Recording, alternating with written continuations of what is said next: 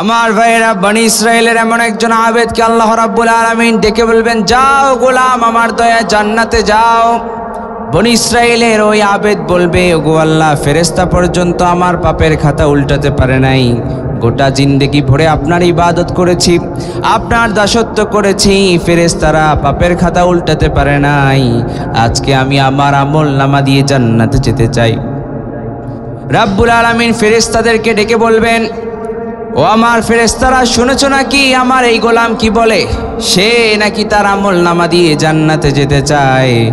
আমিও দেখতে চাই কেমন করে সে তার আমল নামা দিয়ে জান্নাতে যেতে পারে। ফেরেশতাদেরকে অর্ডার করা হবে, তার গোটা জিন্দেগির গোটা জীবনের যত আমল আছে, যত ন্যাক আমল আছে, ওই ন্যাক আমলগুলো মিজানের এক পাল্লায় দাও। আর আরেক পাল্লায় আমি যে আল্লাহ রাব্বুল আলামিন দয়া করে মায়া করে দুটো চর্মচক্ষু দিয়েছি, ওই দুটো চর্মচক্ষুর প্রয়োজন নাই। একটা চর্মচক্ষু মিজানের আরেক পাল্লায় রেখে দাও। মুহূর্তের মধ্যে মিজানের পাল্লায় চর্মচক্ষুর পাল্লাটা ভারী হয়ে যাবে। আল্লাহু আকবার। এবার আল্লাহ রাব্বুল আলামিন ওই বান্দাকে ডেকে বলবেন, যাও গোলাম, এবার তুমি জাহান্নামে যাও। বান্দা বুঝতে পেরে বলবে, ওগো আল্লাহ, আমার ভুল হয়েছে, আমি ভুল করে ফেলেছি। আজকের এই দিনে আমি আমার কেবলমাত্র আমল দিয়ে জান্নাতে যেতে পারবো না, আমি আমার কেবলমাত্র নেক আমল দিয়ে জান্নাতে যেতে পারবো না। আপনার দয়া ছাড়া আজকে আমার জান্নাতে যাওয়া কোনো সম্ভব নয়। এজন্য আল্লাহ তাআলার দয়ার দরকার আছে না নাই? আর জোরে বলেন, আছে না নাই? আর কিছু যে চাই না আমি, চাই গো নাজাত, আল্লাহ তোমার কাছে আমার এই মুনাজাত, আল্লাহ তোমার কাছে আমাদের এই ফরিয়াদ। পড়েন আমিন। সম্মানিত ভাইয়েরা, আজকের এই মাহফিলকে বাস্তবায়ন করার জন্য যারা টাকা দিয়ে, পয়সা দিয়ে, শ্রম দিয়ে, বুদ্ধি দিয়ে, যেভাবেই আপনারা সহযোগিতা করেছেন, আজকের এই মাহফিল থেকে আমরা দোয়া করি এই টাকা, এই দান, সাদাকা, এই শ্রম আল্লাহ যেন কিয়ামতের দিন আমাদের নাজাতের ওসিলা বানায়। আরও জোরে বলেন আমিন। আপনি যদি অন্য ভাইয়ের জন্য আপনি দোয়া করেন, অন্য ভাইয়ের জন্য যদি আপনি দোয়া করেন, আগে আপনার জন্যই দোয়াটা কবুল হবে। সুবহানাল্লাহ পড়েন। এজন্য অন্য ভাইয়ের জন্য দোয়া করতে কখনো কার্পণ্য বোধ করা যাবে। আল্লাহ তাআলা আমাদের সবাইকে কবুল করেন। সবাই পড়েন আমিন। আমি আজকে আপনাদের সম্মুখে একটি আয়াতে কারিমা তিলাওয়াত করেছি। আজকে আমরা কথা বলবো সূরা কাহাফ থেকে। আওয়াজ করে বলতে হবে সূরার নাম সূরাতুল কাহাফ। এই সূরাটি কোরআনে কারীমের 18তম সূরা। এই সূরাটির আয়াত সংখ্যা হচ্ছে 110। এই সূরাটি মাক্কি সূরা। আওয়াজ করে বলতে হবে কি সূরা? মাক্কি সূরা। কোরআনে কারীমের সূরাগুলো দুই ভাগে বিভক্ত। কয় ভাগে বিভক্ত? কোন সূরা মাক্কি, কোন সূরা মাদানী। কোন সূরা মাক্কি, কোন সূরা মাদানী। কথা আপনারা আমার বুঝতেছেন, শুনতেছেন, বোঝা যায়? কষ্ট হচ্ছে না তো? আচ্ছা, ধৈর্য ধরে কিছুক্ষণ আমরা শুনতে পারবো তো ইনশাআল্লাহ? খুব দামি কথা হবে ইনশাআল্লাহ। কোরআন থেকে সরাসরি কথা বলবো, শোনা যাবে। আজকে আপনাদেরকে আসহাবে কাহাফ আল্লাহ তাআলা নিজে ঘটনা বর্ণনা করছেন। যেখানে আল্লাহ তাআলা নিজে ঘটনা বর্ণনা করে, ওখানে কোনো মিথ্যা বানোয়াট কোনো কিছু থাকতে পারে? পারে না। সে আসহাবে কাহাফের ঘটনা আজকে আপনাদের সম্মুখে উপস্থাপন করব। সর্বপ্রথম আমরা এই সূরা কোথায় নাজিল হয়েছে বললাম? আরো জোরে বলেন, কোথায় নাজিল হয়েছে? মক্কায় নাজিল হয়েছে। কোথায় নাজিল হয়েছে? মক্কায় নাজিল হয়েছে। এবার আসেন, এই যে সূরা, এই সূরার ফজিলত আছে না নাই? আরো জোরে বলেন, আছে না নাই? এই সূরার ফজিলত আগে আমরা জানি। এই সূরার ফজিলত না জানলে এই সূরার উপর তো আমরা আমল করব না। কোন একটা বিষয় যদি আপনি ফজিলত জানেন, এরপরেই না আপনি আমল করবেন। কি বলেন? এই সূরার আগে আমরা ফজিলত আমরা জানব। এই সূরার অনেক ফজিলত। বিশ্বনবী সাল্লাল্লাহু আলাইহি ওয়াসাল্লাম বলেন, মান ক্বরা সূরাতাল কাহফি ফি ইয়াউমিল জুমআতি আদালাহুন নূর মা বাইনাল জুমআতাইন। আল্লাহর কোন গোলাম যদি এই সূরাতুল কাহফ জুমাবার তিলাওয়াত করে, এক জুমা থেকে আগামী জুমাবার পর্যন্ত রাব্বুল আলামিন ওই বান্দার ইমানের মধ্যে নূর চমকাই দিবেন। পড়েন সুবহানাল্লাহ। শুধু তাই নয়, আল্লাহর হাবিব সাল্লাল্লাহু আলাইহি ওয়াসাল্লাম বলেন, মান হাফিজা 10 আয়াতিন মিন আউয়ালি সূরাতিল কাহফি উসিমা মিনাদ দাজ্জাল। আল্লাহর হাবিব সাল্লাল্লাহু আলাইহি ওয়াসাল্লাম বলেন, এই সূরার প্রথম 10টি আয়াত যদি কেউ মুখস্থ করতে পারে, প্রথম 10টি আয়াত যদি কেউ হিফজ করতে পারে, প্রথম 10টি আয়াত যদি কেউ মুখস্থ করতে পারে, রাব্বুল আলামিন তাকে শেষ জামানার ভয়ঙ্করতম ফিতনা দাজ্জালের ফিতনা থেকে হেফাজত করবে। দাজ্জালের ফিতনা শেষ জামানার সবচেয়ে বড় ভয়ঙ্কর ফিতনা। দাজ্জালের ফিতনা সবচেয়ে বড় ভয়ঙ্কর ফিতনা। শেষ জামানায় ভয়ঙ্কর কিছু ফিতনা দেখা দিবে। নারী ঘটিত ফিতনা থাকবে, ভয়ঙ্কর নারী ঘটিত ফিতনা থাকবে, ভয়ঙ্কর দাজ্জালের ফিতনা থাকবে। এই দাজ্জালের ফিতনায় যারা পড়ে যাবে তাদের স্থান হবে জাহান্নাম। পড়েন নাউযু বিল্লাহ। এই দাজ্জালের ফিতনা থেকে যদি আপনি বাঁচতে চান, দাজ্জালের ফিতনা থেকে যদি আপনি বাঁচতে চান, তাহলে এই সূরার প্রথম 10টি আয়াত মুখস্থ করার দরকার আছে না নাই? আর জোরে বলেন, আছে না নাই?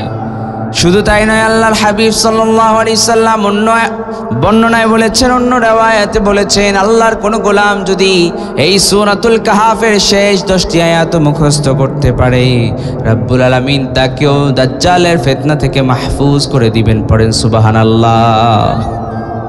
তাহলে এই সূরার আমরা ফজিলত জানলাম। এবার আসেন এই সূরার আমরা শানে নুজুল জানবো। এই সূরা নাজিল হওয়ার প্রেক্ষাপট জানবো। কোরআনে কারিমে সূরা আছে মোট কয়টা? 114টা। মাশাআল্লাহ। 100 কয়টা? 14টা। প্রত্যেকটা সূরা নাজিল হওয়ার একটা প্রেক্ষাপট আছে, একটা পটভূমি আছে। তেমনিভাবে এই সূরা নাজিল হওয়ারও একটা প্রেক্ষাপট আছে, একটা পটভূমি আছে। এটা জানার দরকার আছে না নাই? আর জোরে বলেন, আছে না নাই? বিশ্বনবী সাল্লাল্লাহু আলাইহি ওয়াসাল্লাম যখন মক্কার জমিনে দাওয়াতি কার্যক্রম শুরু করলেন, দাওয়াতি কার্যক্রম যখন শুরু করলেন, আমার নবীকে কাফের মুশরিকরা যত ধরনের বাজে মন্তব্য আছে, যত ধরনের গালিগালাজ আছে, আমার নবীর শানে তারা ব্যবহার করেছে। আমার নবীর শানে যত ধরনের গালিগালাজ আছে, যত ধরনের গালিগালাজ আছে, সব আমার নবীর শানে তারা ব্যবহার করেছে। মক্কার কাফের মুশরিকরা আমার নবীকে জাদুকর বলে গালি দিত। মক্কার কাফের মুশরিকরা আমার নবীকে গণক বলে গালি দিত। মক্কার কাফের মুশরিকরা আমার নবীকে কবি বলে গালি দিত।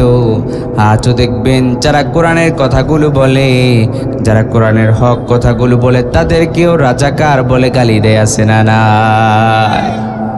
আজও ইসলামের কথা আপনি বলেন, কোরআনের কথা আপনি বলেন, আপনাকে ট্যাগ লাগিয়ে দিবে মৌলবাদ। আছে না নাই? কোরআনের হক কথাগুলো আপনি বলেন, আপনাকে রাজাকার বলে ট্যাগ লাগিয়ে দেয়। আছে না নাই? আহারে, রাজাকারের ট্যাগ লাগিয়ে দিয়ে বাংলার জমিনের শ্রেষ্ঠ মুফাসসির, যিনি 50 বছর কোরআনের দাওয়াত দিয়েছেন, আল্লামা দিলওয়ার হোসেন সাইদি রাহিমাহুল্লাহকে তারা শহীদ করে দিয়েছে। ঠিক কিনা? কি দোষ ছিল, কি ভুল ছিল? কোরআনের হক কথাগুলো বলার কারণে আমাদের প্রিয় মুফাসসিরকে ইনজেকশন পুশ করে তারা মেরে ফেলেছে। ঠিক কিনা? মক্কার কাফের মুশরিকরা আমার নবীকে গালিগালাজ করত, আমার নবীকে মারার চেষ্টা করত। আজও ইসলামের কথা বলেন, কোরআনের কথা বলেন, আপনাকে মৌলবাদ ট্যাগ লাগাবে, রাজাকার বলবে, বছরের পর বছর জেলের মধ্যে বন্দী করে রাখবে জালেমরা। ঠিক কিনা? এজন্য কোরআনের কথা বললে বিপদ। আছে না নাই? কথা বলেন। এই বিপদ অতিক্রম করে এই কোরআনকে, এই কোরআনের রাজ আমাদেরকে কায়েম করতে হবে। এই কোরআনের বিধান দিয়ে আমরা আমাদের বাংলাদেশ, আমরা আমাদের দেশ চালাতে চাই। আপনারা রাজি আছেন তো ইনশাআল্লাহ? কোরআন দিয়ে দেশ চলুক, কোরআন দিয়ে রাষ্ট্র চলুক, কোরআন দিয়ে সমাজ চলুক, আমরা চাই কি চাই না? কোরআন দিয়ে সমাজ চললে, কোরআন দিয়ে রাষ্ট্র চললে, সমাজ চললে সেই সমাজে চোর থাকবে না, ডাকাত থাকবে না, দুর্নীতিবাজ আর চাঁদাবাজ থাকবে না। চিৎকার করে বলেন ঠিক কিনা? কোরআন দিয়ে রাষ্ট্র পরিচালনা হলে পার্লামেন্টে কোরআন যদি পার্লামেন্ট পর্যন্ত যদি কোরআন যায়, পার্লামেন্ট পর্যন্ত কোরআন গেলে যত ধরনের ইয়াবাখোর, গাঁজাখোর, যত ধরনের দুর্নীতিবাজ, টেন্ডারবাজ, চাঁদাবাজ, তাদের চাঁদাবাজি বন্ধ হয়ে যাবে। চিৎকার করে বলেন ঠিক কিনা? এজন্য কোরআনকে পার্লামেন্ট পর্যন্ত নিয়ে যেতে হবে। আগামীর বাংলাদেশ হবে ইসলামের বাংলাদেশ, আগামীর বাংলাদেশ কোরআনের বাংলাদেশ। এই দেশে কোরআনের বিধান বাস্তবায়ন করতে চায় কারা কারা আছি? দুই হাত তুলে আল্লাহকে দেখায় দেয়।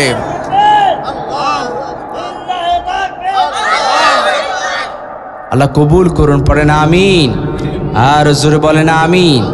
কোরআন দিয়ে দেশ চললে ওই দেশে শান্তি, রহমত বর্ষণ নাজিল করবেন যিনি, তিনি কে? বিশ্বনবী সাল্লাল্লাহু আলাইহি সাল্লাম যখন মক্কার জমিনে কোরআনের দাওয়াত দেওয়া শুরু করলেন, বিশ্বনবীকে তারা গালিগালাজ শুরু করলো। গণক বলে গালি দিত, কবি বলে গালি দিত, জাদুকর বলে গালি দিত, এবং তারা সন্দেহ পোষণ করতে লাগলো যে মুহাম্মদ কি আসলেই সত্য নবী নাকি মিথ্যা নবী। এটা জাস্টিফাই করতে হবে। এটা জানতে পারে আগেরকার যুগের পণ্ডিতরা, ইয়াহুদি পণ্ডিতরা, তাদের কাছে আল্লাহর জবুর তাওরাত নাজিল হয়েছে। তারা জানতে পারে মুহাম্মদ কি সত্য নবী নাকি মিথ্যা নবী। এটা জানতে পারে আগেরকার যুগের পণ্ডিতরা, অর্থাৎ ইয়াহুদি পণ্ডিতরা। ইয়াহুদি পণ্ডিতরা কেউ মক্কার জমিনে থাকে না, তারা থাকে মদিনাতুল মুনাওয়ারায়। মদিনাতুল মুনাওয়ারায় ইয়াহুদি পণ্ডিতরা থাকে। সেই মদিনাতুল মুনাওয়ারায় মক্কার কাফের মুশরিকরা একটা বৈঠক করে সিদ্ধান্ত নিল, উকবা ইবনে আবি মুঈত এবং নজর ইবনে হারিস, এই দুইজনকে মদিনাতুল মুনাওয়ারায় পাঠানো হবে। ওই ইহুদি পণ্ডিতদের কাছে পাঠানো হবে। কি কারণে পাঠানো হবে? যে মুহাম্মদ সাল্লাল্লাহু আলাইহি ওয়াসাল্লাম কি সত্য নবী নাকি মিথ্যা নবী, এ ব্যাপারে কিছু টিপস নিয়ে আসার জন্য, পরামর্শ নিয়ে আসার জন্য উকবা ইবনে আবি মুঈত এবং নজর ইবনে হারিস, তাদের দুইজনকে মদিনাতুল মুনাওয়ারায় পাঠানো হলো। সেখানে যাওয়ার পরে ইহুদি পণ্ডিতরা তাদেরকে যখন ইহুদি পণ্ডিতদেরকে যখন বলা হলো আমাদের এলাকায় একজন লোক আসছে, তার নাম হচ্ছে মুহাম্মদ, আমরা বলি সাল্লাল্লাহু আলাইহি ওয়াসাল্লাম, সে নিজেকে নবী দাবি করে। আমরা সন্দেহ পোষণ করছি সে কি আসলে সত্য নবী নাকি মিথ্যা নবী। আপনি আমাদেরকে একটু সাজেশন দেন, টিপস দেন, পরামর্শ দেন। মদিনার ইহুদি পণ্ডিতরা তারা মক্কার ওই কাফের দুইজন উকবা ইবনে আবি মুঈত এবং নজর ইবনে হারিসকে তিনটা প্রশ্ন শিখিয়ে দিল। আওয়াজ করে বলেন প্রশ্ন কয়টা? আর জোরে বলেন প্রশ্ন কয়টা? তিনটা প্রশ্ন শিখিয়ে দিল। এক নাম্বার প্রশ্ন হচ্ছে, তোমরা ওই মুহাম্মাদের কাছে গিয়ে প্রশ্ন করবা, ওই মুহাম্মাদকে জিজ্ঞেস করবা ওই সমস্ত তরুণ যুবক সম্পর্কে আমাদেরকে বলেন, যেই সমস্ত তরুণ যুবকরা ঈমান রক্ষার্থে গুহায় আশ্রয় গ্রহণ করেছিল। এক নাম্বার প্রশ্ন হচ্ছে এটা। দুই নাম্বার প্রশ্ন তোমরা জিজ্ঞেস করবে ইয়াসআলুনাকা আনির রূহ, রূহটা কি? তিন নাম্বার প্রশ্ন করবা ইয়াসআলুনাকা আন যিলকারনাইন বাদশা সম্পর্কে কি জানো বলো। এই তিনটা প্রশ্ন মুহাম্মাদের কাছে গিয়ে করবা। আওয়াজ করে বলেন প্রশ্ন কয়টা? আর জোরে বলেন প্রশ্ন কয়টা? এই তিনটা প্রশ্ন তোমরা মুহাম্মাদের কাছে গিয়ে করবে। এবার তারা দুজন মক্কায় চলে গেল, মক্কাতুল মুকাররমায় চলে গেল। কাফের মুশরিকদের লিডারগুলো হুমড়ি খেয়ে পড়লো, কি জানি পরামর্শ নিয়ে আসলো। তাদেরকে ডাকা হলো, কি পরামর্শ, কি টিপস নিয়ে আসলা বলো তাড়াতাড়ি। তারা বলল বলার দরকার নাই, তোমরা সবাই মিলে চলো মুহাম্মাদের কাছে চলো। পড়েন সাল্লাল্লাহু, মুহাম্মাদের কাছে চলো। মুহাম্মদকে আমরা 3টা প্রশ্ন করব। এই 3টা প্রশ্নের জবাব যদি সে দিতে পারে তাহলে সে সত্য নবী, আর যদি জবাব দিতে না পারে মিথ্যা নবী। সবাই মিলে বিশ্ব নবীর দরবারে চলে গেল। নবীজির কাছে গিয়ে এই 3টা প্রশ্ন তারা যখন বলল, আল্লাহর নবী বললেন, আগামীকাল এসো, তোমাদেরকে আগামীকাল জানিয়ে দিব। এরপরে আগামীকাল যখন তারা আসলো, আবার আল্লাহর নবী বললেন, আগামীকাল এসো, তোমাদেরকে আগামীকাল জানিয়ে দিব। এরপরের দিনও আসলো, বিশ্ব নবী সাল্লাল্লাহু আলাইহি ওয়াসাল্লাম আবার বললেন, যাও আগামীকাল এসো। কারণ আল্লাহর নবীর উপরে ওহী নাজিল হতো, প্রত্যেক দিন রাতে জিবরিল আমিন আসতো কোরআন নিয়ে। কিন্তু এই 2-3 দিন জিবরিল আমিন আসে নাই। কোনো বর্ণনা এসেছে 15 দিন পর্যন্ত আল্লাহর নবীর কাছে জিবরিল আমিন ওহী নিয়ে আসে নাই। 15 দিন পর্যন্ত এই কাফের মুশরিকরা তারা যখন বারবার নবীকে প্রশ্ন করলো, কিন্তু আমার নবী জবাব দিতে পারে না। কারণ আমার নবী মন গড়া কোনো কথা বলতেন, যেটা ওহী নাজিল করা হতো সেটাই আমার নবী বলতেন। আমার নবীর উপরে যেই কোরআনে আয়াত নাজিল করা হতো, যেই ওহী নাজিল করা হতো, ওইটাই আমার নবী বলতেন। একটা কথাও বানোয়াট কোনো কথা বলতেন। বিশ্ব নবীর উপরে ওহী আসে না, বিশ্ব নবীর উপরে ওহী নাজিল হচ্ছে না, জিবরিল আমিন আসছে না। আমার নবী হতাশ হয়ে গেলেন, কি কারণে জিবরিল আমিন আসে না, কি জন্য জিবরিল আমিন আসে না। এদিকে কাফের মুশরিকরা যত ধরনের বাজে মন্তব্য আছে, যত ধরনের গালিগালাজ আছে, সব তারা আমার নবীর শানে ব্যবহার করছে। আল্লাহর নবীর চাচি উম্মে জামিল বলেই ফেলল, মুহাম্মাদের কাছে এতদিন যেই জিনটা আসতো, যেই শয়তান আসতো, সেই শয়তান তাকে ছেড়ে চলে গেছে। পড়েন নাউযুবিল্লাহ। নবীজি হতাশ হয়ে গেল, মক্কা চত্বরে বসে আছেন। হঠাৎ করে জিবরিল আমিন 70,000 ফেরেশতার একটা বহর নিয়ে এই কোরআনে কারীমের সূরা কাহাফের পূর্ণাঙ্গ সূরা আমার নবীর উপরে নাজিল করলেন। পড়েন আল্লাহু আকবার। এই সূরা নাজিল করে দিয়ে তাদের প্রশ্নগুলো আল্লাহর নবীর কাছে, আমার নবীর কাছে জানিয়ে দেওয়া হলো।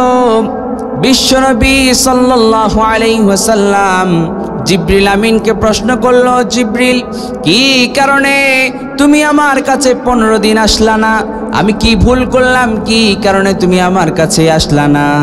জিবরিল আমিন বললেন, ও নবী, আল্লাহ তাআলা আমাকে এই 15টা দিন আপনার কাছে পাঠান নাই, এই জন্যই আমি আসতে পারি নাই। আজকে আমার রব আমাকে অর্ডার করেছেন, আদেশ দিয়েছেন, এজন্য আমি আসতে পেরেছি গো নবী। আল্লাহ তাআলা কি কারণে তোমাকে পাঠান নাই? এবার আল্লাহ রাব্বুল আলামিন কোরআনে কারীম আয়াত নাজিল করে দিলেন। রাব্বুল আলামিন বলেন, ওয়ালা তাকুলান্না লিশাইইন ইন্নী ফাইলুন যালিকা গাদা ইল্লা আন ইয়াশা আল্লাহ।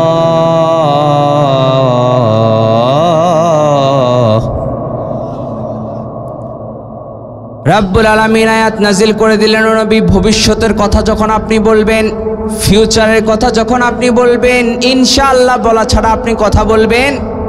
ও নবী, আপনি যখন তাদেরকে বললেন আগামীকাল এসো, সেখানে ইনশাআল্লাহ যোগ করেন নাই, এজন্য 15 দিন আপনার উপর জিবরিল আমিন নাজিল করেন নাই। যিনি তিনি কে?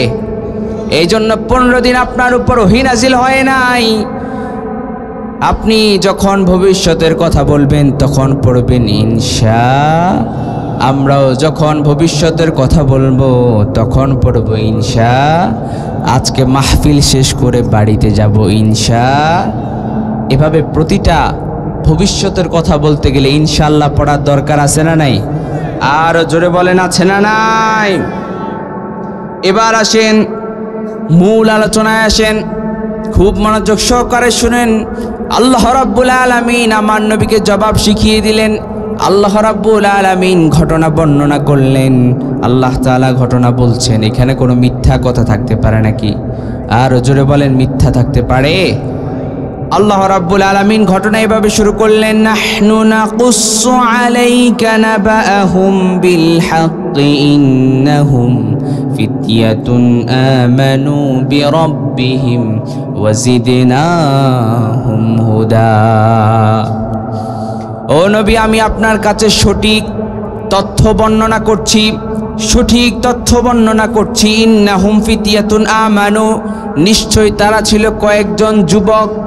কোন হাদিসের কিতাবে এসেছে 7 জন যুবকের কথা বলা হয়েছে। নিশ্চয় কয়েকজন যুবক ঈমান এনেছে, আমানু ঈমান এনেছে, বিরব্বিহিম ওয়া জিদনাহুম হুদা, তাদের রবের প্রতি ঈমান এনেছে। ঈমান আনতে হবে কার প্রতি? আরো জোরে বলেন। আল্লাহ নামটা বলতে আপনাদের কষ্ট হচ্ছে? আওয়াজ করে সবাই পড়েন আল্লাহ। আকাশ বাতাস প্রকম্পিত করে আমরা আওয়াজ করে পড়ি আল্লাহ। দিল খুলে আমরা সবাই পড়ি আল্লাহ। এবার আসেন, শুনেন। এবার তারা ছিল কয়েকজন যুবক, তারা ঈমান এনেছে কার প্রতি? আরো জোরে বলেন, কার প্রতি? রোম সাম্রাজ্যের একজন বাদশাহ, যার নাম ছিল দাকিয়ানুস, স্বৈরাচার বাদশাহ। দাকিয়ানুস বাদশাহ ঘোষণা করলো, আমার এলাকায় থাকতে হলে আমার কথা মোতাবেক চলতে হবে, আমার ইবাদত করতে হবে, মূর্তি পূজা করতে হবে। ওই এলাকার যত মানুষ আছে সবাই তার কথা মোতাবেক তার দাসত্ব করলেও, তার কথা মোতাবেক চললেও কয়েকজন যুবক বলল, আমরা এক আল্লাহ ছাড়া অন্য কারো গোলামি চলবে? আমাদেরকে গোলাম বানিয়ে পাঠিয়েছেন কে? চিৎকার করে বলেন কে? আরো আওয়াজ করে বলেন কে? ওয়ামা খালাকতুল জিন্না ওয়াল ইনসা ইল্লা লিয়াবুদুন। আল্লাহ রাব্বুল আলামিন মানুষ এবং জিন জাতিকে তার গোলামির জন্য পাঠিয়েছেন। সুবহানাল্লাহ পড়েন। আল্লাহ আচ্ছা ঠিক আছে। আল্লাহ তাআলা ওনার সুস্থতা দান করুন, পড়েন আমিন। পরিপূর্ণ সুস্থতার নিয়ামত দান করুন, পড়েন আমিন। আল্লাহ তাআলা সভাপতি সাহেবের হায়াতের মধ্যে বারাকা দিয়ে ভরপুর করে দেন, পড়েন আমিন। আমাদের মাঝে আরো দীর্ঘদিন ছায়া হিসেবে রেখে দিন, পড়েন আমিন। এবার শুনেন, দাকিয়ানুস বাদশাহ সে ঘোষণা করলো, আমার এলাকায় থাকতে হলে আমার গোলামি করতে হবে, আমার দাসত্ব করতে হবে, আমার এলাকায় থাকতে হলে মূর্তি পূজা করতে হবে। কয়েকজন যুবক বলল, না, আমরা গোলামি করব কার? আর জোরে বলেন কার? আমরা গোলামি করব আল্লাহর। কোন দাকিয়ানুস বাদশার গোলামি আমরা করব? স্বৈরাচার বাদশাহ, স্বৈরাচারদের 3টা বৈশিষ্ট্য থাকে। স্বৈরাচাররা জালিম হয়। কি হয়? আর জোরে বলেন কি হয়? মানুষের উপর জুলুম করে, ঠিক কি না? স্বৈরাচাররা নির্বোধ হয়, নিষ্ঠুর হয়, নিষ্ঠুর। ছোট বড় কাউকে মানে না, যাকে পায় তাকে গুলি করে হত্যা করে ফেলে, আসে না নাই? স্বৈরাচাররা মূর্তি পূজা করে, মূর্তি পূজক হয়। গোটা পৃথিবীতে যত স্বৈরাচার ছিল, প্রতিটা স্বৈরাচারের সাথে এই 3টা বৈশিষ্ট্য আপনি মিল পাবেন, ঠিক না? এই স্বৈরাচার জালিম হয়, স্বৈরাচার নিষ্ঠুর হয়, স্বৈরাচার মূর্তি পূজক হয়। এই 3টা বৈশিষ্ট্য স্বৈরাচারদের মধ্যে থাকে। দাকিয়ানুস বাদশাহ যখন শুনল তার এলাকায় কয়েকজন যুবক তার কথা মোতাবেক চলবে না, এত বড় ক্ষমতা, এত বড় কথা, আমার এত বড় সাম্রাজ্য, সে আমার সাথে আমার কথার উপরে কথা বলে, এত বড় পাঠা, তাদেরকে ডেকে নিয়ে আসো। সৈন্যবাহিনী পাঠিয়ে দিল। ওই তরুণ যুবকদেরকে, 7 জন তরুণ যুবকদেরকে তাদেরকে ডেকে নিয়ে আসলো, বাদশার দরবারে নিয়ে আসলো। জিজ্ঞেস করলো, তোমরা নাকি কোনো এক আল্লাহর ইবাদত করো, কোনো এক আল্লাহর গোলামি করো? বললো যে হ্যাঁ, আমরা এক আল্লাহর ইবাদত করি, আমরা আর কাউকে মানি না, কারো ইবাদত করি না, কারো গোলামি করি না। আমরা গোলামি করি কার? জালিম বাদশার সামনে অকুত ভয়ে তারা বলল, আমরা এক আল্লাহর প্রতি ঈমান এনেছি, আমরা ওই আল্লাহকে মানি, ওই আল্লাহকে, আমরা ওই আল্লাহর গোলাম হিসেবে এই পৃথিবীতে এসেছি। দাকিয়ানুস বাদশার মেজাজ গরম হয়ে গেল। কি বলে? আমার দরবারে এসে আমার সামনে এত বড় কথা, তোমাদেরকে তো চাইলে আমি আজই তোমাদেরকে মেরে ফেলতে পারি।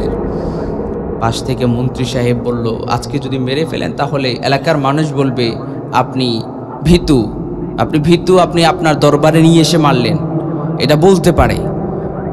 আচ্ছা ঠিক আছে, তোমাদেরকে 3টা দিন সময় দিলাম, এই 3 দিনের মধ্যে তোমাদেরকে ডিসিশন নিতে হবে যে তোমরা কি আমার এলাকায় থেকে আমার গোলামি করবে নাকি ফাঁসির কাস্টে তোমাদেরকে ঝুলিয়ে দিব। তোমাদের কাছে অপশান হচ্ছে 2টা। বলেন কয়টা? একটা অপশান হচ্ছে হয়তো আমার গোলামি করতে হবে, আর না হয় তোমাদেরকে মেরে ফেলা হবে, প্রকাশ্যে তোমাদেরকে ফাঁসির কাস্টে ঝুলিয়ে দেওয়া হবে। সেখান থেকে যখন তারা বের হওয়ার পরে তারা চিন্তা করলো যে তার সামনে তো মাথা নত করা যাবে, ইমানদার কখনো জালিমের সামনে, স্বৈরাচারের সামনে মাথা নত করতে পারে? জীবন যাবে কিন্তু ঈমান দেওয়া যাবে না। চিৎকার করে বলেন ঠিক কিনা? জীবন চলে যাবে, এরপরে ঈমান দেওয়া যাবে না।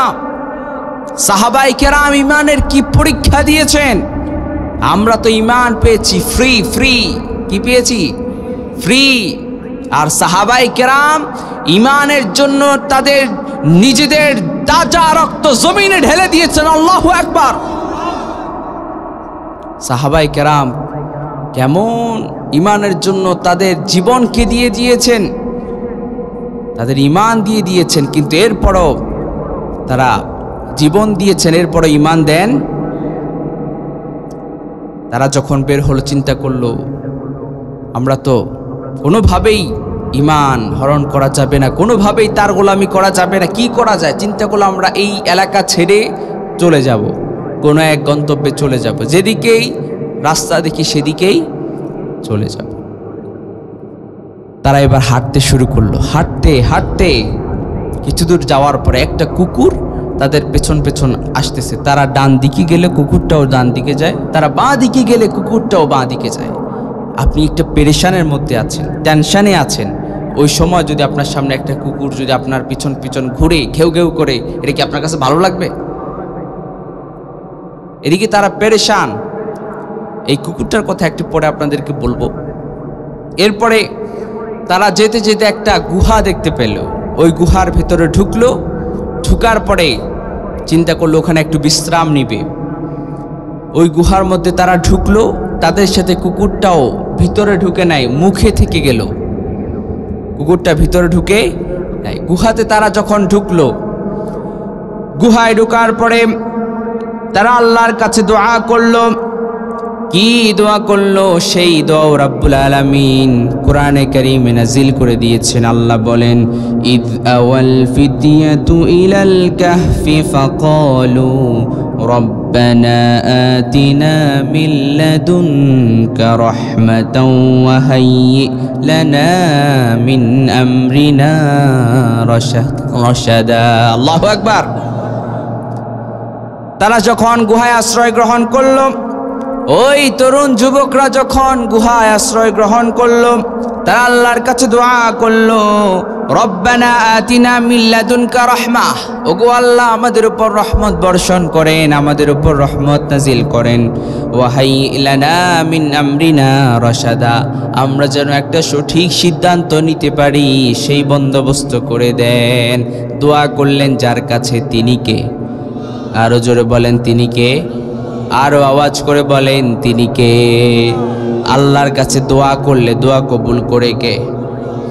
আল্লাহ দোয়া কবুল করলেন। ফাদরাবনা আলা আযানিহিম ফিল কাহফি সিনিনা আদাদা। রাব্বুল আলামিন দোয়া কবুল করলেন। আল্লাহ তাআলা বললেন, আমি তাদের ঘুম পাড়িয়ে দিয়েছি অনেক বছরের জন্য। সাধারণ মানুষ আমরা যখন ঘুমাই আমাদের চোখ বন্ধ থাকে, তাদের চোখ বন্ধ নাই, তাদের কান বন্ধ করে দিয়েছেন কে? আল্লাহ তাআলা তাদের কান বন্ধ করে দিয়েছেন অনেক বছরের জন্য, বেশ বছরের জন্য। কয় বছরের জন্য? 309 বছরের কথা কোরআনে এসেছে।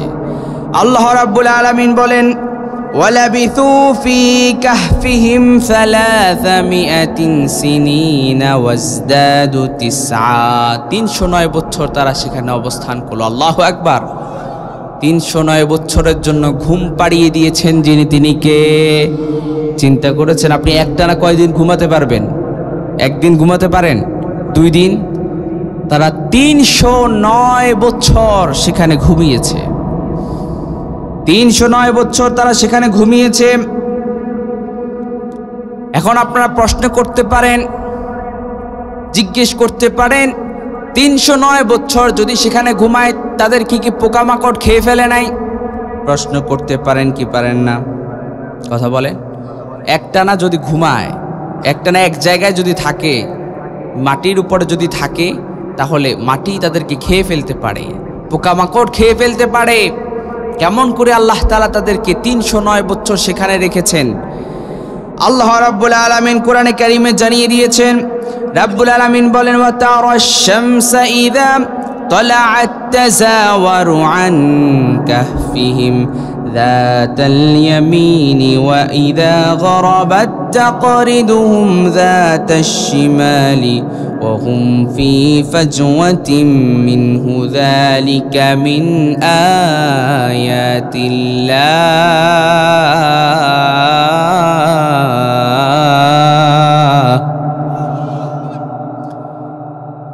রব্বুল আলামিন বলেন, ওয়া তারাশ শামসা ইযা তালাআত তাযাওয়ারু আন কাহফিহিম যাতাল ইয়ামিন ওয়া ইযা গরাবাত তাকরিদুহুম যাতাশ শিমাল। সূর্যকে যখন আমি উদিত করতাম, সূর্য যখন পশ্চিম দিক থেকে উদিত হতো, পূর্ব দিক থেকে উদিত হতো, সূর্যকে আমি ঘুরাইয়া পেঁচাইয়া এমনভাবে উদিত করতাম, এমনভাবে উঠাতাম যাতে করে সূর্যটার আলো ওই গুহার মুখে না ঢুকতে পারে। এমনভাবে সূর্যকে ঘুরাইয়া পেঁচাইয়া ডান দিক করে উঠাতাম যাতে করে সূর্যের আলো ওই গুহার মধ্যে না ঢুকে। সূর্যের আলো যদি তাদের গুহার মধ্যে ঢুকে যেত, ওই গুহার মধ্যে যদি আলো ঢুকে যেত, তারা জাগ্রত হয়ে যাবে। আল্লাহ রাব্বুল আলামিন কত চমৎকার করে তাদেরকে ঘুম পাড়িয়েছেন, কত চমৎকার করে তাদেরকে ঘুম পাড়িয়েছেন। রাব্বুল আলামিন সূর্যকে যখন উদিত করাতেন ডান দিক করে ঘুরাইয়া পেঁচাইয়া উঠাতেন, আবার যখন সূর্যকে অস্তমিত করতেন বাঁ দিক করে ঘুরাইয়া পেঁচাইয়া অস্তমিত করতেন। আল্লাহু আকবার। কোরআন থেকে আল্লাহ তাআলার বর্ণনাকৃত ঘটনা আপনারা শুনছেন। যারা এই কোরআনের মজলিসে এসেছে তাদের মতো সৌভাগ্যবান পৃথিবীতে আর কেউ হতে পারে? কথা বলেন, হতে পারে? এখানে আসতে হলে সৌভাগ্যবান লোকেরা ছাড়া আর কেউ আসতে পারে না। এই কোরআনের মজলিসে যতক্ষণ আপনারা থাকবেন ততক্ষণ আপনাদের উপর রহমত বর্ষণ করবেন কে? আল্লাহ তাআলা কত চমৎকার করে আসহাবে কাহাফের ওই তরুণ যুবকদেরকে ঘুম পাড়ালেন।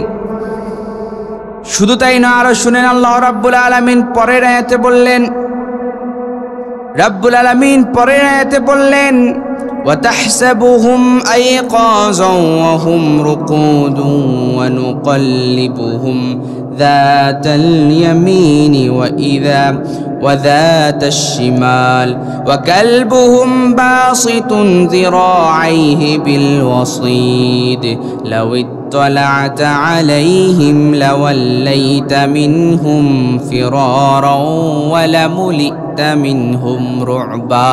সবাই পড়ি আল্লাহু আকবার। রাব্বুল আলামিন বলেন, ও নবী, আপনি যদি তাদেরকে দেখতেন আপনার কাছে মনে হতো তারা জাগ্রত হয়ে আছে, কিন্তু না, আমি তাদেরকে ঘুম পাড়িয়ে দিয়েছি। বলেন তো কয় বছরের জন্য ঘুম পাড়ালেন? এগুলা না শ্রোতা, সব তো আপনারা জানেন। মাশাআল্লাহ, আপনারা রেসপন্স করেন, আওয়াজ করেন, আমার সাথে কথা বলেন, এইভাবেই কথা বলেন। আজকে এখান থেকে আমরা কিছু শিখে তারপরে বাড়িতে যাব আমি কত দূর থেকে এসেছি, এই এলাকায় আমি আর জীবনে আসি নাই। প্রথম কথা হচ্ছে আমি দূরের প্রোগ্রামগুলা খুব একটা রাখি না এই জন্য কত দূর চিন্তা করেছেন? সেই ফেনী চট্টগ্রাম দুপুর 2:30টার দিকে আমি রওনা করছি। দুপুর 2:30টার দিকে রওনা করে আপনাদের এখানে আসছি প্রায় 9টা বাজে, একটানা গাড়িতে। এভাবে মাহফিলে কোরআনের হক কথাগুলো বলার জন্য যাই, এগুলো একমাত্র আল্লাহর জন্য। কার জন্য? এই যে এতক্ষণ জার্নি করে এরপর আবার এখান থেকে যাব না? রাস্তাঘাটে কত ধরনের বিপদ বালা মুসিবত থাকতে পারে না? আপনারা দোয়া করবেন যেন যাবতীয় বিপদ বালা মুসিবত থেকে আল্লাহ আমাদেরকে হেফাজত করে। এই যে এখন এইখান থেকে আবার সেই সুদূর ফেরিতে যাব, কত দূর যেতে যেতে হয়তো ফজর হয়ে যাবে। আপনারা তো এখান থেকে বাড়িতে গিয়ে ঘুমাবেন, আমাদের ঘুম নাই, যারা আলোচনা করে এদের ঘুম নাই। গত শুক্রবারে, আজকে শুক্রবার, গত শুক্রবার আমার প্রোগ্রাম ছিল কক্সবাজার মহেশখালীতে।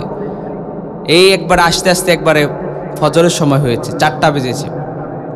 আমি 1 ঘন্টার গাড়িতে ঘুম চলে আসছে। আর কতক্ষণ জাগ্রত থাকা যায়? আর জাগ্রত না থাকলে যে কোনো মুহূর্তে গাড়িটা অ্যাক্সিডেন্ট হওয়ার সম্ভাবনা আছে। এই যে আসলাম, আপনাদের সাথে দেখা করলাম, কথা বললাম, আপনারা দোয়া করবেন তো ইনশাল্লাহ?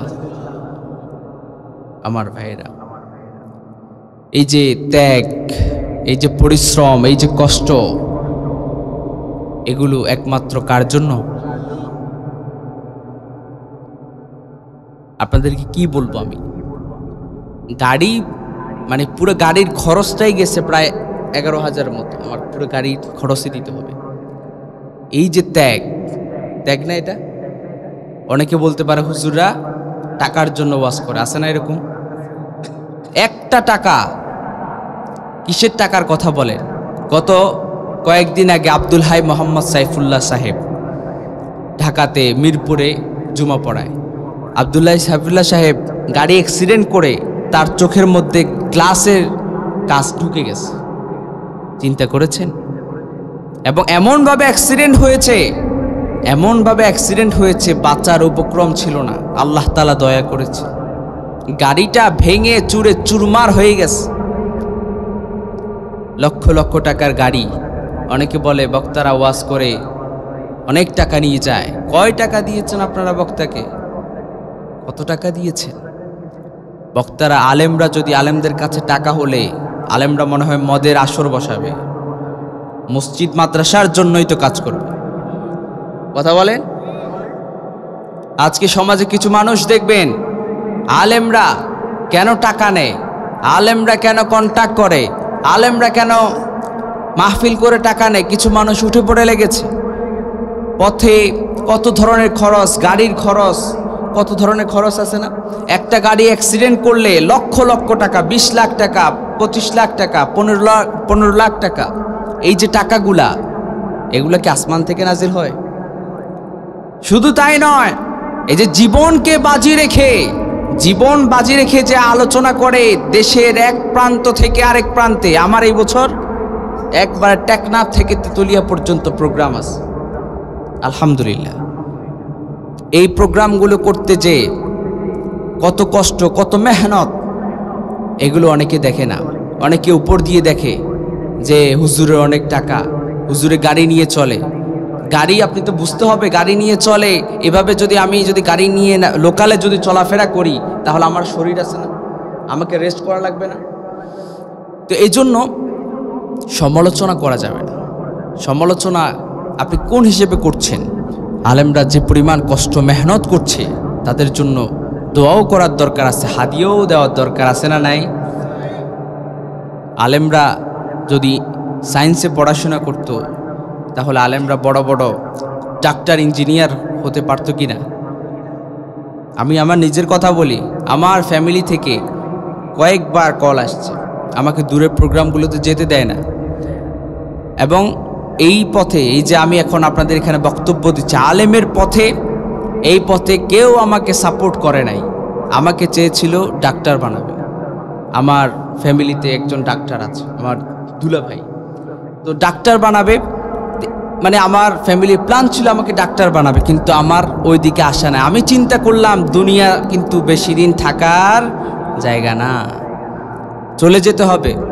আমরা কেউ থাকতে পারবো না, আমরা এখানে থাকতে আসি নাই, কেউ থাকতে পারবো, চলে তো যেতে হবে, কিছু মানুষের জন্য করে যেতে হবে। এই মেন্টালিটি থেকে আমি আজকে এখানে এই পর্যন্ত, টেকনাফ থেকে তেতুলিয়া পর্যন্ত কোরআনের মাহফিল, কোরআনের এই হক কথাগুলো বলার জন্য বের হয়েছি। আপনারা সবাই দোয়া করবেন তো ইনশাআল্লাহ। শুনেন, এবার কষ্ট হচ্ছে আপনাদের, আর অল্প কয়েক মিনিট ধৈর্য সহকারে শুনবেন ইনশাআল্লাহ। আমার ভাইয়েরা,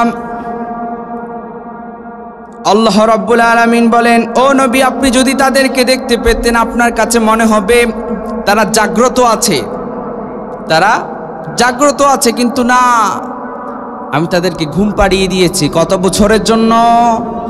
হ্যাঁ, 309 বছরের জন্য।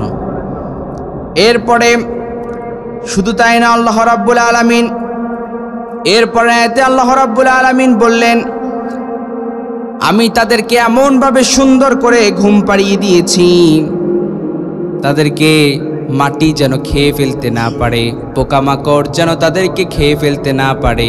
এজন্য আমি রব তাদেরকে কোনো সময় ডান দিকে, কোনো সময় বাঁ দিকে ওলট পালট করে দিতাম। সুবহানাল্লাহ পড়েন। সে কথাই আল্লাহ রাব্বুল আলামিন কোরআনে কারীমে বললেন, ওয়ানুকাল্লিবুহুম যাতাল ইয়ামিনি ওয়া যাতাশ শিমাল।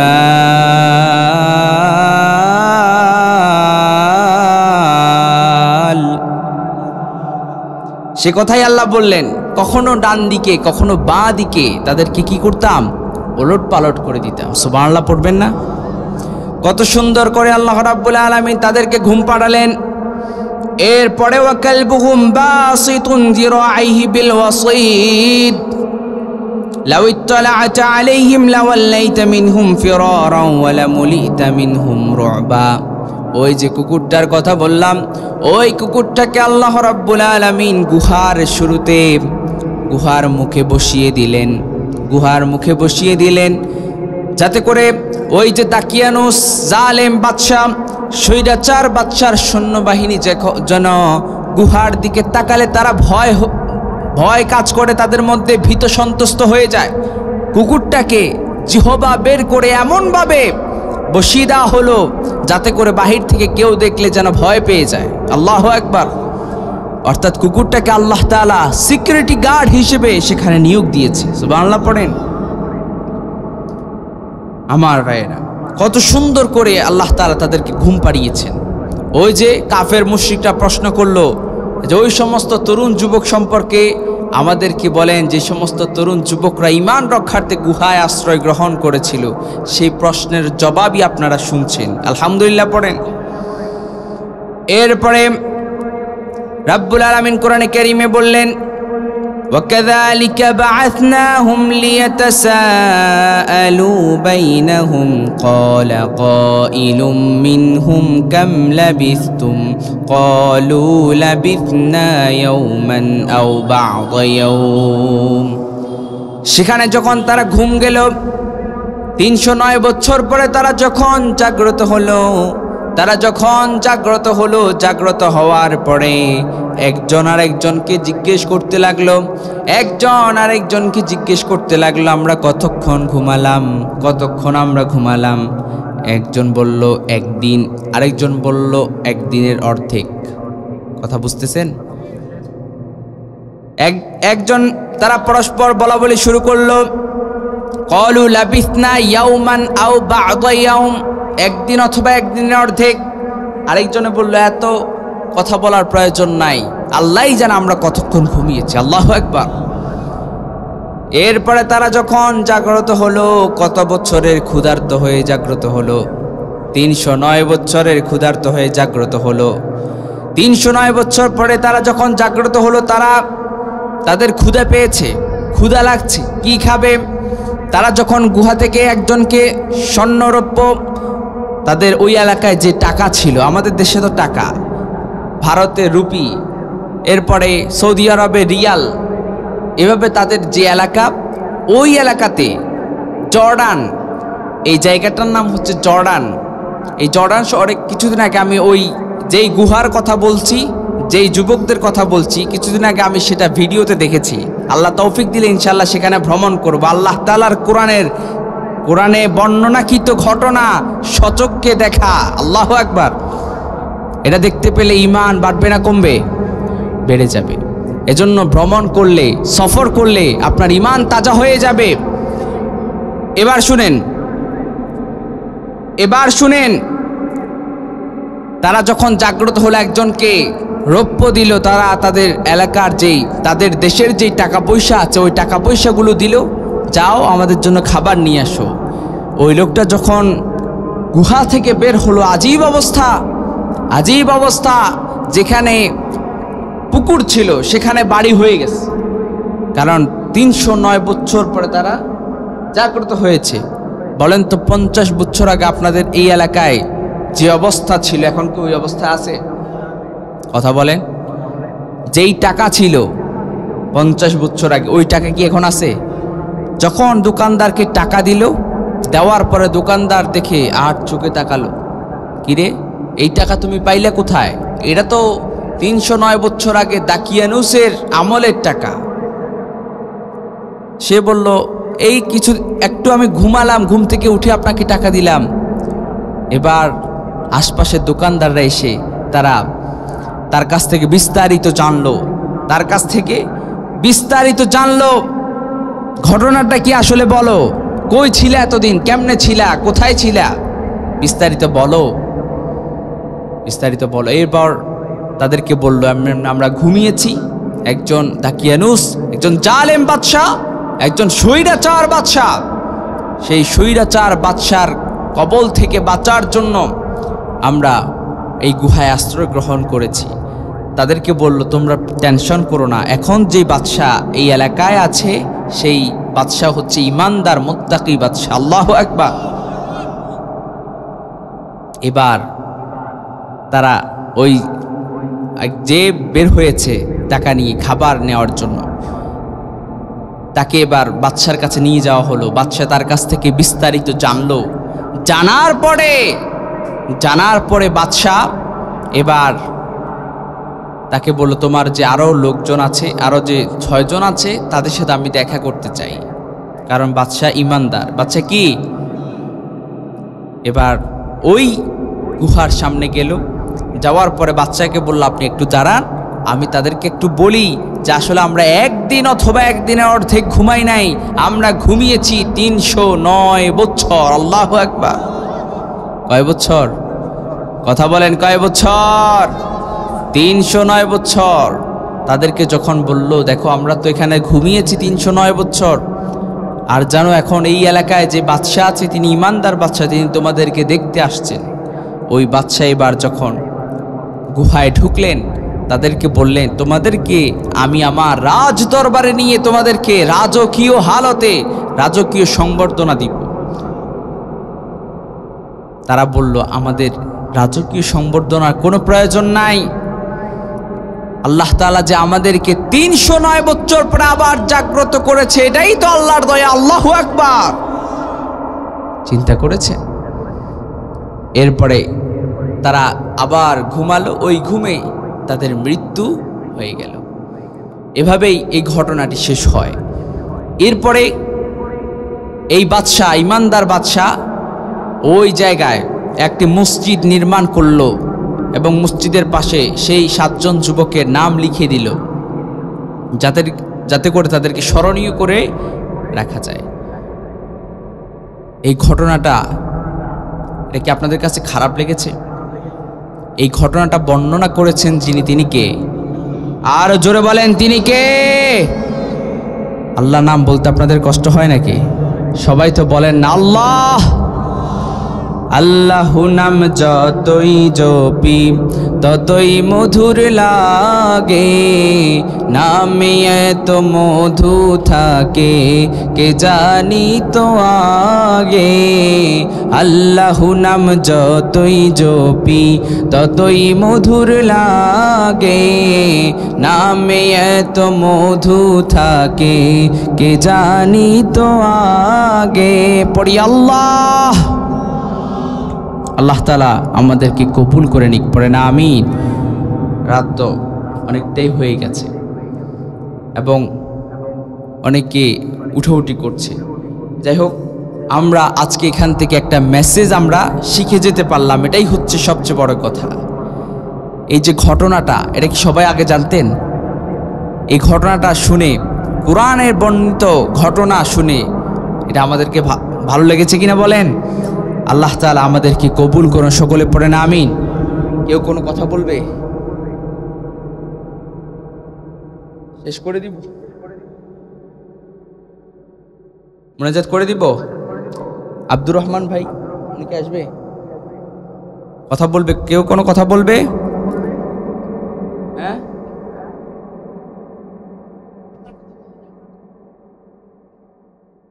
এত সবগুলা বললে তো অনেক রাত হয়ে যাবে। একটা ঘটনা বলতে 1 ঘন্টা লেগেছে।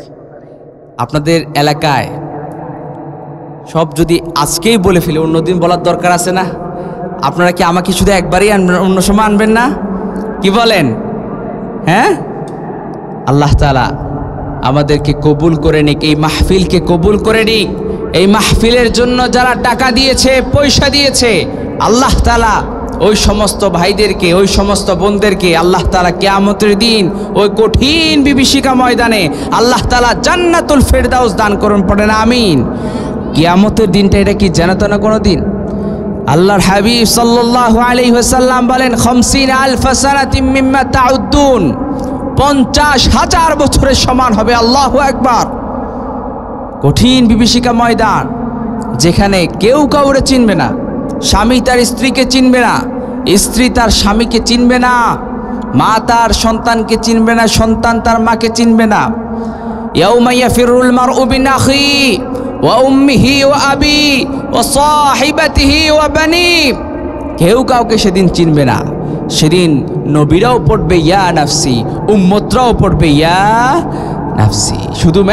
শুধুমাত্র একজন নবী, যিনি হচ্ছেন মুহাম্মদ সাল্লাল্লাহু আলাইহি ওয়াসাল্লাম, তিনি পড়বেন ইয়া উম্মতি ইয়া উম্মতি ইয়া উম্মতি। আল্লাহু আকবার। আর সব নবী ইয়া নাফসি বলবে, সব নবী ইয়া নাফসি বলবে। নবীরাও ইয়া নাফসি বলবে, উম্মতরাও ইয়া নাফসি বলবে। সেই কঠিন বিভীষিকা ময়দানে আজকে যারা এই মাহফিলের জন্য টাকা দিয়েছে, পয়সা দিয়েছে, শ্রম দিয়েছে, বুদ্ধি দিয়েছে, যে যেভাবেই সহযোগিতা করেছে, আল্লাহ তাআলা তাদেরকে সেই কঠিন বিভীষিকা ময়দানে তাদেরকে জাহান্নামের আযাব থেকে মাফ করে দিয়ে জান্নাতুল ফেরদাউসের উচ্চ মাকাম দান করে দিন। পড়েন আমিন। আমার এই ভাই আব্দুর রহমান ভাই অনেক কষ্ট করেছে এই মাহফিলের জন্য। এটা মসজিদের উদ্যোগে না? এই মসজিদের জন্য আপনারা দান করবেন তো ইনশাআল্লাহ? শুনেন শুনেন শুনেন, মসজিদের সাথে যদি আপনার কানেকশান বেড়ে যায়, আল্লাহর হাবিব সাল্লাল্লাহু আলাইহি সাল্লাম বলেন, সেই কঠিন বিভীষিকা ময়দান কিয়ামতের দিন আরশের নিচে 7 জন মানুষকে ছায়া দেওয়া হবে। তার মধ্যে একজন হচ্ছে যারা মসজিদের সাথে যাদের কানেকশান বাড়ে যাবে, তাদেরকে আল্লাহ তাআলা আরশের নিচে জায়গা করে দিবেন। পড়েন সুবহানাল্লাহ। এজন্য মসজিদের সাথে সম্পর্ক রাখার দরকার আছে না নাই? এজন্য মসজিদে টাকা দিবেন, পয়সা দিবেন। আপনার কাছে যা আছে, আপনি এখন একটু ক্রাইসিস মুহূর্ত, আপনি 5 টাকা দেন, 10 টাকা দেন, 20 টাকা দেন। একটু আপনার ভালো মুহূর্ত, আপনি 100 টাকা দেন, 1000 টাকা দেন, 2000 টাকা দেন। এই টাকা আপনার বিফলে যাবে না। টাকা আপনি আল্লাহর রাস্তায় খরচ করলে, বিশ্বাস করেন, আমি আল্লাহর রাস্তায় খরচ করে এবং আল্লাহর কাছে দোয়া করে যতগুলো দোয়া করেছি, আল্লাহ আমার দোয়া কবুল করছে। আমি এটা বিশ্বাস করি, আমি এটা বলতে পারি আপনাদেরকে। আমি দান করেছি, নিয়ত করে দান করেছি, নিয়ত করে দান করেছি, আল্লাহ আমার এটা লাগবে, আল্লাহ আমাকে দিয়েছে, আল্লাহ আমাকে দিয়েছে। আপনিও মসজিদের জন্য টাকা দেন, 1000 টাকা দেন, বলেন আল্লাহ আমাকে এটা দাও, আমাকে টাকা পয়সা বাড়ি গাড়ির মালিক বানিয়ে দাও, আল্লাহ বানাই দিবে ইনশাল্লাহ। মসজিদের জন্য আপনারা টাকা দিয়েছেন তো? মাহফিলের জন্য দিয়েছেন তো? আল্লাহ তাআলা আপনাদেরকে কবুল করুন। মসজিদের সাথে, মাদ্রাসার সাথে আমাদের সম্পর্ক কম থাকতে হবে না বেশি থাকতে হবে? গভীর রাত হয়ে গেছে, আমরা শেষ করে দেই। আল্লাহ তাআলা আমাদের এই মাহফিলকে কবুল করুন। আল্লাহ তাআলা আমাদের সবাইকে কবুল করুন। ইসলামের জন্য আল্লাহ তাআলা আমাদেরকে কবুল করুন। সবাই একবার সূরা ফাতিহা 3 বার, সূরা ইখলাস।